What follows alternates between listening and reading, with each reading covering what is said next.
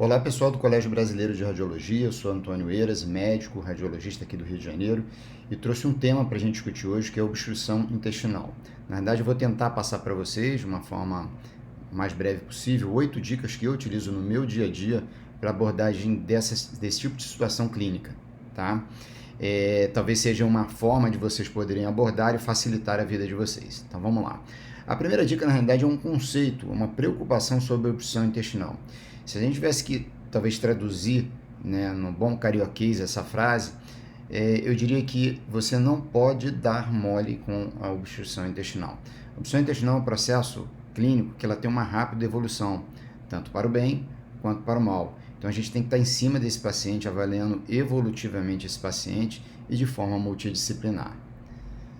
Eu vou passar duas situações que demonstram muito essa importância. Então, esse paciente chegou num dos hospitais que eu trabalho, quadro de extensão abdominal, a suspeição era por brida, aderência. No dia 27 de julho de 2009, foi feito tratamento clínico com esse paciente, né? E 24 horas depois foi solicitada uma nova tomografia computadorizada com tratamento clínico, né? Com procinético intestinal, com dieta zero, com sonda nasogástrica. Ele teve uma nítida melhora clínica, tá? E vou mostrar o contraponto dessa situação.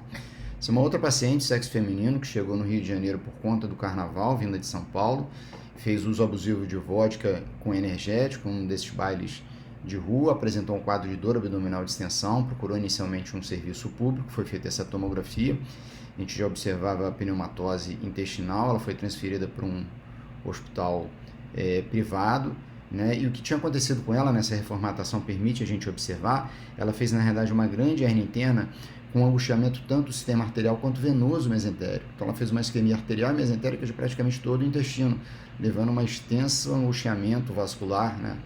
De um longo segmento intestinal, e infelizmente ela evoluiu para o óbito em 72 horas. Ela fez uma isquemia de praticamente todo o intestino delgado. Tá? Então, demonstrando como esse processo ele pode tanto evoluir de uma forma favoravelmente, mas infelizmente desfavoravelmente também.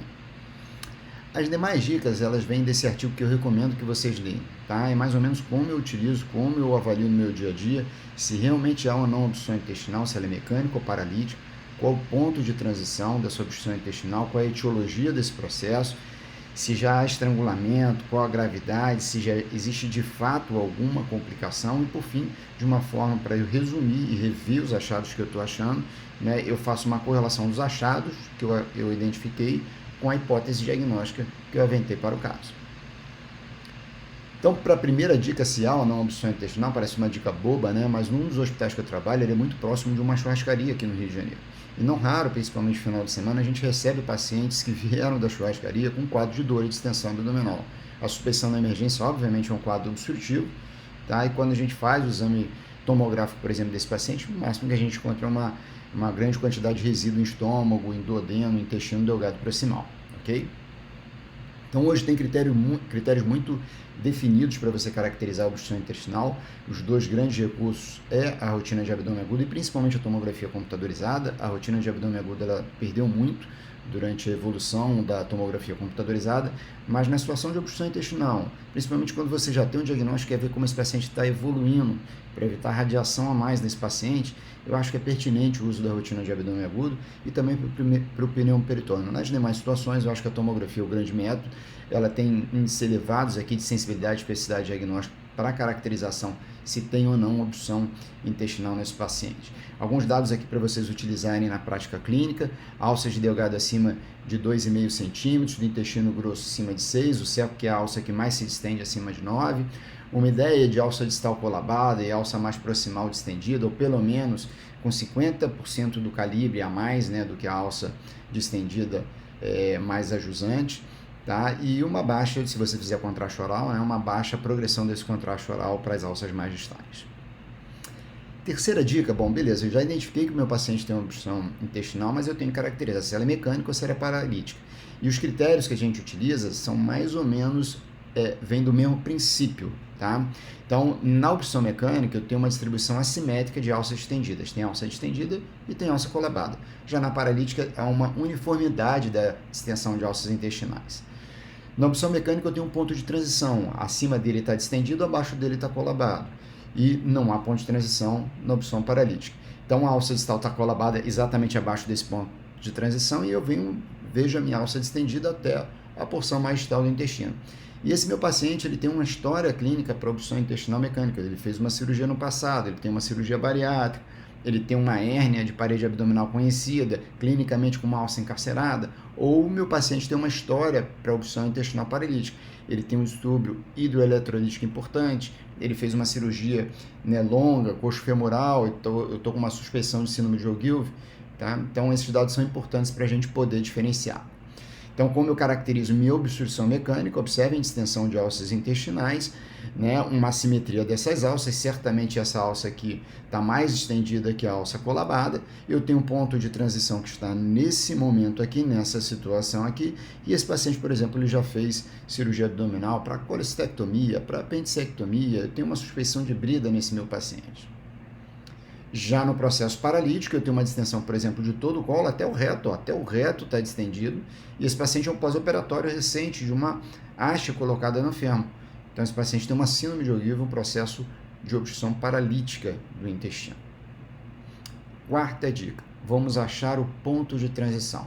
Então, a dica das subdicas que eu dou, né, é você seguir alça, não tem como, gente, você tem que, a maioria das vezes eu vou de cima para baixo, né, eu vou da porção mais alta distendida até a porção mais distal. Se você tiver cólon distendido, eu recomendo que você faça o retrógrado. Usem e abusem do scroll do mouse de vocês. Reconstruções, gosto muito do MPR, plano coronal eu acho excelente e tenho muita paciência, porque vocês nesse segmento da alça, vocês vão perder a alça e vai ser necessário vocês retornarem e começar um novo segmento de alça intestinal. Uma dica boa que eu dou, uma outra subdica, é o Small Bowel Feces Sign, é o sinal da fecalização do conteúdo das alças do intestino delgado. Esse sinal foi descrito como gravidade para tomografia computadorizada na obstrução intestinal, mas ele serve hoje para você caracterizar o ponto de transição de alças. Entendo que a alça imediatamente a montante, aquele ponto obstrutivo, é a alça que está há mais tempo distendida e reabsorvendo água, ou seja, com mais chance de estar com a fecalização no seu conteúdo, ok? Então a gente observa aqui, é o mesmo caso que eu mostrei para vocês, imediatamente antes da minha obstrução intestinal, que no caso aqui era uma brida, eu tenho uma alça distendida com conteúdo fecalizado. Quinta dica, qual a causa da obstrução intestinal? Geralmente essa causa da obstrução intestinal, de uma forma didática, ela é subdividida na maioria dos papers em intrínseca, ou seja, ela está na parede intestinal, extrínseca, ela está comprimindo a parede intestinal ou ela está dentro da luz do intestino. Outra dica, gente, ela vai estar exatamente no ponto de transição das alças. Então, a gente tem que achar esse ponto para identificar a causa. Então, vou passar aqui as mais importantes, uma de cada uma delas. Primeiro, a intrínseca, são causas neoplásicas. Eu trouxe um caso de tumor carcinóide, uma distensão de alças intestinais, né? Vou botar aqui de forma mais ampliada para vocês. Aqui era um tecido sólido obstruindo o intestino. Observe que eu já tenho um início de Small Bowel Feces Sign, uma lesão altamente vascularizada caracterizando o carcinóide, determinando a obstrução intestinal. Uma causa extrínseca, a principal causa é a brida, esse paciente já tinha cirurgia prévia, eu vejo a alça distendida e de uma hora para outra ela reduz calibre e eu não vejo a etiologia do processo. Quando eu não vejo etiologia no ponto de transição, o que eu tenho que pensar? Brida / aderência. Uma dica aqui que poucos sabem, né? 75% dos pacientes que têm brida e aderência já tiveram cirurgia anterior, 20% dos pacientes que tiveram obstrução intestinal por brida tiveram processo inflamatório não cirúrgico anterior, como por exemplo uma diverticulite tratada clinicamente, e você tem brida e aderência de forma não relacionada a processo cirúrgico ou inflamatório intestinal, inclusive a banda de LED, né, é uma situação congênita que pode determinar brida ou aderência. Tá?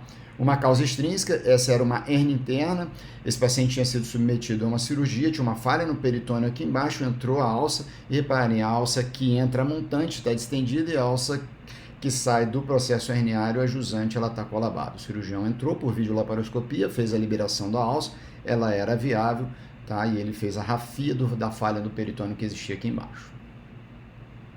Né? E uma causa intraluminal, né? Um caso aqui de um ilho biliar, né, com a tríade do ilho biliar, né, a tríade Higler, com presença de gás em vias biliares, gás na vesícula, a distensão de alças intestinais e o cálculo a nível do ponto de transição da alça distendida para uma alça mais colabada. Bom, agora vamos ver, já definimos se tem obstrução intestinal, que ela é mecânica, vimos qual é o ponto de transição e vimos qual é a causa. E agora talvez é a pergunta que o cirurgião mais queira. Eu já vejo complicação, já tem estrangulamento, qual a gravidade dessa obstrução intestinal? Ou seja, a tomografia com múltiplos detectores, além de fazer o diagnóstico, uma importante função dela é caracterizar se há gravidade nesse processo, tá? Então ela é o melhor método para a gente caracterizar isso. Já digo que se você identificar a obstrução em 2 pontos, por si só um critério de gravidade. Vou dar um exemplo: volvo intestinal, volvo de seco, volvo de colo, tumor de colo com válvula ileocecal competente, outra situação de gravidade. E tem uma série de achados de imagem que a gente pode gerar gravidade, né? Os principais é quando há, obviamente, sinais de ruptura ou iminência de ruptura da alça intestinal, mas eu prefiro mostrar na imagem para vocês aqui. Então, rapidamente vamos observar, vou começar com os mais graves, a pneumatose intestinal, utilizo muito as janelas de pulmão para caracterizar o gás na parede do intestino, a aeroportia, o aeroportograma e o pneumoperitônio, tá? O sinal do bico e o small bowel sign eu utilizo muito mais como critério de localização do processo do que propriamente de gravidade. Alças em U, alças em C e alças com disposição radial, essa daqui inclusive com uma baixa vascularização, já trazem uma grande preocupação sobre a possibilidade de sofrimento vascular e obstrução em 2 pontos com hérnia interna, ok? Um outro sinal também bastante interessante é o chamado Brill sign, ou sinal do redemoinho, que na realidade é uma ideia de torção do mesentério.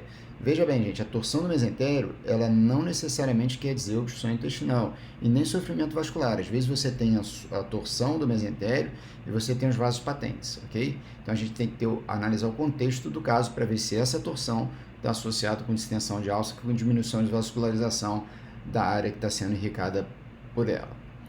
E a 8ª dica vai ser um grande resumo do que a gente fez, né? Então eu vou rever todos os achados que eu estou colocando lá no meu relatório, ver se estão batendo clinicamente com o paciente, com os achados de imagem, com uma hipótese diagnóstica, ok? Então para isso, né, eu trouxe um caso clínico aqui para a gente discutir, tá? Tratava-se de um homem de 80 anos, né, que chegou com um quadro de dor abdominal, iniciada a 48 horas, com parada de eliminação de fezes e flatos a 72 horas e chegou ao serviço de emergência. No exame clínico ele tinha um quadro de dor abdominal, né, e ectoscopicamente ele tinha uma hérnia inguino-escrotal bilateralmente à esquerda maior do que à direita. E já no topograma aqui a gente já consegue responder praticamente quase todas aquelas perguntas, né? Parece realmente que tem obstrução intestinal, essa obstrução parece que é mecânica, né? Eu vou ter possivelmente um ponto de transição aqui, né? Então já caracterizei meu ponto de transição. Esse segmento aqui ele está saindo do nível da síntese pública, então ele está se projetando para a bolsa escrotal do paciente. Então a etiologia deve ser uma hérnia inguinal. Para ver a complicação, talvez eu tenha que observar a tomografia propriamente dita, né? Então na tomografia, o que a gente observa é uma distensão de alças intestinais, né? Então eu vou desde lá de cima, né? Não tem aeroportograma, né? Ele tinha uma hérnia hiatal lá em cima, tem uma distensão. Repare que talvez aqui a gente já possa gerar um pouquinho de gravidade, porque tem uma assimetria dessa distensão, tem muito mais distensão de cólon do que distensão de delgado. Então pode ser que esse processo, essa válvula ileocecal tenha algum grau de competência, e isso pode gerar um pouquinho de gravidade maior para mim, tá? E observe que o reto desse paciente está com um calibre nitidamente inferior da distensão das alças intestinais, tá? Então, a princípio, o diagnóstico que foi feito nesse caso foi um diagnóstico de hérnia inguino-escrotal. Observe que ela era bilateral, maior à esquerda, e a etiologia que foi pensada foi processo herniário obstrutivo inguino-escrotal. Esse paciente foi feito o reparo da hérnia de cirurgia e ele evoluiu no pós-operatório com dor abdominal. Foi solicitada nova tomografia computadorizada, tá? E nessa nova tomografia computadorizada, foi feito 4 dias depois, aí ele ainda internado, né? E a gente já observava, foi feito o exame com contraste. O primeiro exame desse paciente foi feito sem contraste, por causa que ele estava com elevação de escórias nitrogenadas, tá? E aí ele já deu uma compensada, então foi feito o exame com contraste. A gente já achava uma alteração de uma lesão nodular sólida heterogênea no fígado, tá? Eu vou seguir aqui para baixo. E o que a gente achou interessante, que não estava batendo muito com o tratamento que foi proposto ao paciente, que ele mantinha a distensão abdominal. E aí, se a gente fizer aquele mesmo raciocínio de identificar, ver a simetria das alças, identificar o ponto de transição e tentar identificar a causa, a gente observa que nesse ponto eu tenho uma área de espessamento parietal. Esse espessamento parietal ele tem uma dobra aqui, ó, com densidade de partes moles. Alguns autores colocam isso como sinal do ombro, o shoulder sign, e com espessamento parietal com redução do calibre do intestino. Então, na verdade, o que esse paciente tinha era um processo infiltrativo do sigmoide distal, que ele acabou entrando dentro do saco herniário. Então, a etiologia do processo, né, era um processo tumoral e não a hérnia inguino-escrotal, tá? Então, vou voltar aqui no caso anterior, que a gente fez a análise, para mostrar para vocês que se você fizesse uma análise dedicada, você conseguiria identificar esse componente de espessamento parietal aqui, geralmente na situação da hérnia, como etiologia do processo obstrutivo, né, a alça que sai do intestino, ela sai com calibre normal. E o que estava acontecendo com esse paciente é que dentro do saco herniário, ele já reduzia o calibre da alça intestinal, demonstrando que existia uma outra etiologia para a redução do calibre intestinal para o quadro de obstrução intestinal que o paciente apresentava, ok?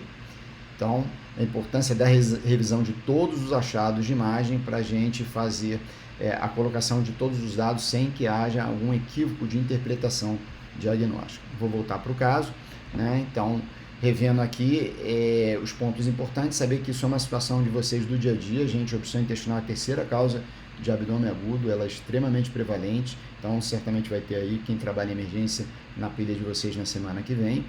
Entender a primeira ideia, né, de gravidade desse processo, que ele é extremamente dinâmico, ele pode evoluir para o bem e para o mal, então a gente tem que estar proposto aí de fazer um acompanhamento bem seriado desse paciente, seja de forma clínica, seja por imagem, mas o ideal, né, ser de forma multidisciplinar. E seguindo nesse raciocínio, né, a gente vai ter que identificar realmente se esse é um processo obstrutivo, se ele é mecânico, onde está esse ponto de transição, qual a etiologia desse processo obstrutivo, se já existe algum dado de preocupação, como estrangulamento, qual é a gravidade, estratificar a complexidade dessa obstrução intestinal e, por fim, fazer um resumo de todos os achados para ver se eles estão pertinentes com a nossa hipótese diagnóstica e com os dados clínicos e laboratoriais do paciente. Então é isso, pessoal. Espero que tenham gostado, que tenha sido útil para vocês. Em breve voltarei. Um grande abraço a todos.